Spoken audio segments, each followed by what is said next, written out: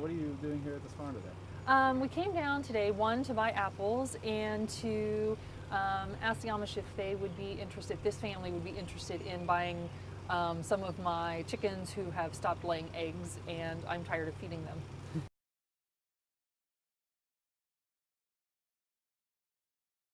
They seem to, get along really well on the farm. Some are farmers, some are not. Some do construction stuff, and some have businesses. Just kind of depends on what they do for a living as such. When I think the connotation is that they are all farmers, not necessarily the case. Some of them just have farming enough to feed their families. They seem to do very well as far as being able to be self-contained and self-sufficient, which I am ever so amazed at sometimes, because I know sometimes for me that's very difficult.